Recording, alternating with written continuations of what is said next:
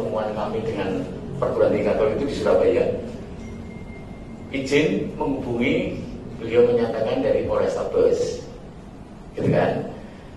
Saya jawab ada apa-apa karena saya sedang ada pertemuan.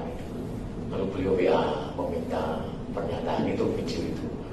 Kemudian saya mengatakan mohon maaf Bapak, kami memilih untuk tidak membuat itu. Lalu Sabtunya setelah kami membuat pernyataan di Surabaya itu, beliau WA lagi kan, dengan memberi contoh video-video dari perguruan tinggi lain. Ada Unsur, ada Undip, ada UIN dan sebagainya, dan beberapa PTS di Semarang. Dia jawab saya sama. Maka tadi pagi beliau mengatakan, Pak Mbok, kasihan dengan saya gitu.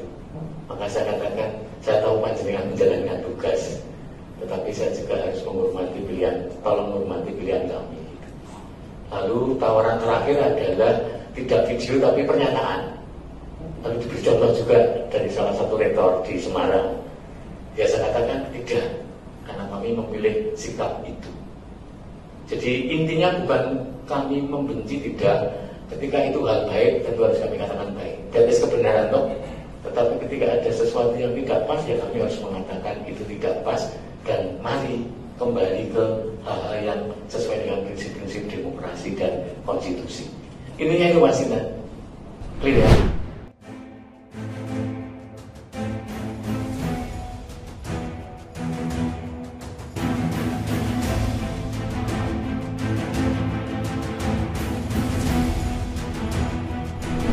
Halo sahabat Indonesia, kita bertemu kembali dalam Opini Rudi. Sahabat Indonesia, beberapa hari terakhir berbagai perguruan tinggi, guru besar maupun sivitas akademika, universitas atau perguruan tinggi negeri maupun swasta di seluruh Indonesia, kurang lebih hampir 50 perguruan tinggi negeri maupun swasta, dari guru besarnya, sivitas akademikanya sudah bersuara. Intinya adalah darurat demokrasi. Dan mereka secara tulus mengingatkan kepada Presiden untuk kembali ke jalan yang benar. Suara kampus adalah suara nurani bangsa. Para guru besar, para sivitas akademika itu adalah mewakili kepentingan rakyat Indonesia, mewakili suara rakyat. Nah, pada saat beliau-beliau itu bersuara, dimulai dari UGM, kemudian Universitas Islam Indonesia, kemudian Universitas Indonesia, Institut Pertanian Bogor, dan seluruh perguruan tinggi yang ada yang telah bersuara, nadanya sama. Nadanya adalah nada keprihatinan terhadap situasi kebangsaan, situasi demokrasi, dan ada indikasi mereka sangat khawatir dengan netralitas dan keberpihakan dari Presiden maupun aparatur penyelenggara negara seperti TNI, Polri, dan sebagainya. Mereka hanya mengingatkan. Namun yang terjadi ada counter. Seorang buzzer yang mengatasnamakan dirinya mungkin wakil dari pemerintah, wakil dari istana, mengatakan bahwa para guru besar dari berbagai universitas itu adalah seperti orkestrasi untuk kepentingan elektoral. Ini sangat-sangat blunder dan salah sekali. Salah. Kampus itu adalah suara nurani kebangsaan yang sangat otentik. Apalagi kita mendengar operasi untuk mengcounter narasi-narasi yang dari guru besar dan sivitas akademika itu dengan berbagai cara. Entah siapa yang menjadi konduktor dari orkestrasi operasi senyap untuk menetralisir itu. Tapi kalau kita melihat dari video yang di depan tadi yang disampaikan oleh Rektor Unika Sugiyapranata di Semarang, ada katanya oknum polisi setempat yang meminta untuk memberikan video, membuat video untuk istilahnya memuji-muji pemerintah, istilahnya untuk mengkonter suara-suara yang sudah muncul belakangan ini. Dan Rektor Unika Sugiya-Pranata menolak. Ada yang ketakutan, ada juga yang mencoba menetralisir dengan cara dan bahasa tersendiri, ada juga yang manut ikut ketakutan. Karena memang kalau universitas negeri atau perguruan tinggi negeri, Majelis Wali Amanat itu salah satunya adalah wakil dari pemerintah, dalam hal ini Menteri Pendidikan dan Kebudayaan serta Ristek Dikti. Jadi bagi saya ini aneh bin ajaib. Untuk apa ada operasi senyap? Untuk apa mengcounter dengan narasi-narasi yang ada? Hasilnya apa? Sangat tidak efektif. Rakyat lebih percaya dengan suara murni dari para guru besar maupun sivitas akademika dari berbagai perguruan tinggi negeri maupun swasta di seluruh Indonesia yang sudah muncul. Ini menyangkut masalah public trust. Counter-counter atau operasi senyap yang bersifat memuja-muji penguasa atau pemerintah malah dilecehkan, ditertawakan. Hasilnya menurut saya malah kontraproduktif, malah bumerang untuk pemerintahan Presiden Jokowi. Seolah-olah Presiden Jokowi benar seperti yang diprihatinkan oleh para guru besar dan sivitas akademika berbagai perguruan tinggi, bahwa Presiden Jokowi memang anti demokrasi. Di sisi lain Presiden membangun narasi bahwa itu hak rakyat, hak bersuara, hak berpendapat, dan memang itu dijamin oleh konstitusi. Tapi mengapa ada operasi senyap seperti itu? Kreativitas siapa? Apakah Presiden di depan dan di belakang berbeda? Saya tidak tahu. Tapi apapun dan siapapun yang melakukan operasi senyap untuk meredam suara-suara dari kampus, dari para guru besar, dari para sivitas akademika, perguruan tinggi negeri maupun swasta itu, hasilnya adalah kontraproduktif. Rakyat tidak percaya dengan counter-counter itu, dan yang terjadi ini malah bumerang buat pemerintahan Presiden Jokowi. Kalau saya jadi presiden atau pembantu presiden, saya akan diamkan saja. Karena ini adalah salah satu penghormatan kita terhadap hak masyarakat, civil society maupun akademisi untuk bersuara dan berpendapat. Mereka ini adalah suara nurani rakyat.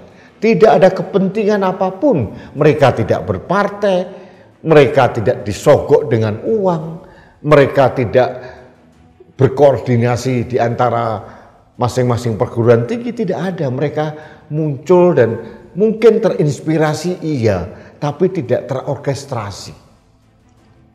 Ini benar-benar suara murni dari para guru besar, para sivitas akademika, dan itu mewakili, merepresentasikan suara rakyat. Itu yang terjadi. Tidak perlu diredam. Saya hanya berpikir mungkin ini kreativitas anak buah presiden yang ingin mengambil muka atau menjilat presiden. Hasilnya tidak efektif. Jadi saya hanya berpikir ternyuh saja. Ini secara ilmu komunikasi ini blunder sebetulnya. Voice of mouth dari para guru besar itu adalah suara kebenaran, suara nurani rakyat, sangat otentik, genuine, dan itu benar-benar mewakili suara rakyat yang sekarang. Pada kenyataannya harus diakui, negeri ini sedang tidak baik-baik saja. Demokrasi kita sedang tercederai. Seperti pernah saya sampaikan, proses di Mahkamah Konstitusi yang meloloskan Gibran terbukti melanggar etika berat. Ada sanksinya, terbukti sudah. Dan kemudian Ketua KPU dan Komisioner KPU mendapatkan sanksi berat dari DKPP karena menerima pendaftaran dari Prabowo Gibran. suatu kesalahan yang sangat fatal. Kemudian kita lihat bagaimana Presiden Jokowi sehari-hari pekerjaannya hanya bagi-bagi bansos kemana-mana. Saya tidak tahu untuk apa Presiden melakukan hal itu. Kontraproduktif. Rakyat sudah cerdas. Bansos itu bukan uang pribadi Pak Jokowi. Itu adalah uang negara. Hasil dari kesepakatan antara pemerintah dan DPR. Makanya ada undang-undang APBN. Itu uang negara, uang rakyat yang dikumpulkan dari pajak dan dari berbagai masukan-masukan yang lain. Dan itu bansos BLT itu adalah hak rakyat. Jangan dipolitisasi. Rakyat yang menerima bansos tidak berhutang kepada siapapun. Jadi hampir tidak ada makna operasi bansos yang dilakukan oleh Presiden Jokowi. Menurut saya begitu. Kalau ingin meningkatkan elektoral dari anaknya, tidak perlu sekasar itu permainannya Presiden Jokowi. Rakyat sudah cerdas kok. Ada udang di balik batu. Itu yang terjadi. Itu yang menjadi persepsi masyarakat. Dan ini yang ditangkap oleh kampus, oleh para guru besar, oleh sivitas akademika, dan itu disuarakan. Apa salahnya? Hak bersuara, hak menyatakan pendapat, itu dijamin undang-undang dasar, dijamin oleh undang-undang juga. Jadi untuk apa ada operasi senyap? Untuk apa ada upaya meredam segala macam? Saya kasihan dengan institusi Polri yang seperti yang disampaikan oleh Rektor Unika Sugio Pranata tadi. Kasihan sekali. Kasihan. Mereka sampai ngemis-ngemis minta tolong untuk dibuatkan video, akhirnya ditolak. Ini kasihan yang bersangkutan. Atas perintah siapa? Perintah atasannya. Atasannya siapa? Kapoltabes. Atasannya lagi siapa? Kapolda. Atasannya lagi apa? Kapolri. Apa benar itu perintah Kapolri? Gak yakin. Saya tidak yakin.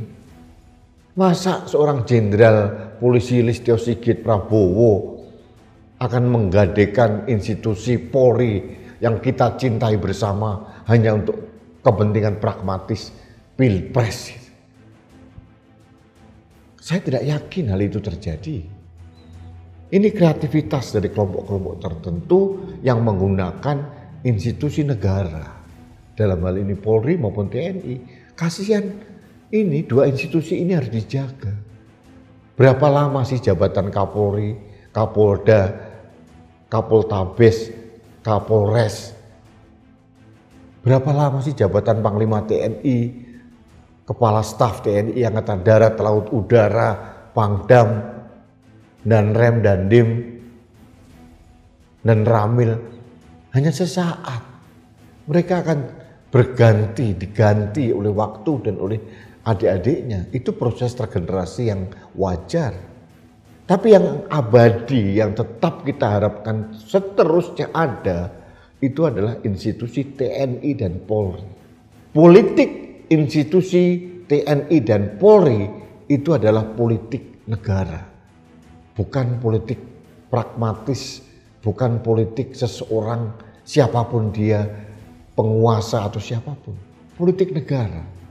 Jati diri TNI dan Polri itu adalah TNI rakyat, Polri rakyat. Dari rakyat, oleh rakyat, untuk rakyat. Mereka dibiayai oleh orang rakyat kok. Jadi saya sangat prihatin kalau institusi yang kita cintai bersama, yang kita banggakan, yang sangat strategis TNI Polri dimanfaatkan oleh kelompok-kelompok penekan, pressure group untuk menyampaikan syahwat kekuasaannya, syahwat kerakusannya. Jangan. Ini himbauan saya sebagai anak bangsa. Kita jaga bersama TNI Polri. Jangan sampai diterdai oleh pejabat siapapun. Mereka nanti akan malu, para pejabat TNI Polri yang pragmatis, yang menuruti perintah yang salah, itu akan dicatat oleh sejarah. 10 tahun lagi, 20 tahun lagi mereka akan dicatat oleh sejarah sebagai pimpinan TNI, pimpinan Polri yang mencederai demokrasi. Ini kan tidak bagus. Mudah-mudahan pimpinan TNI, Polri, dan seluruh jajarannya sampai di level paling bawah, Babinsa, Babin Kamtibmas, masih tegak lurus menjaga institusi Polri. Jangan mau diperalat oleh kelompok-kelompok tertentu untuk memenangkan paslon tertentu. Jangan mau. Biarkanlah demokrasi di Indonesia ini bertumbuh dengan baik, sehat, tanpa intimidasi, tanpa intervensi. Karena kalau ada intervensi, kalau ada intimidasi di zaman media sosial, di zaman digital ini, yang terjadi rakyat akan melawan. Rakyat tidak akan tinggal diam. Dan ini sangat kita hindari. Jangan sampai ada perlawanan masif dari rakyat. Nanti ada kerusuhan, keributan, yang rugi adalah negara kita sendiri. Kita malu menjadi sorotan negara asing.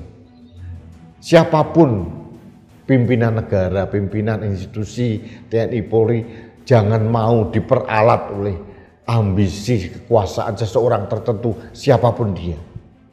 Mari kita jaga Indonesia.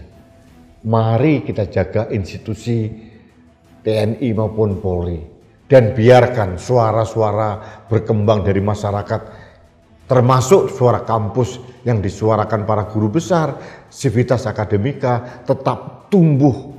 Itulah demokrasi. Mereka hanya ingin mengingatkan, bukan untuk kepentingan elektoral, tapi hanya satu tujuannya, menjaga Indonesia. Baiklah sahabat Indonesia, terima kasih. Hanya itu yang ingin saya sampaikan dalam kesempatan ini. Kita bertemu kembali dalam Opini Rudi selanjutnya.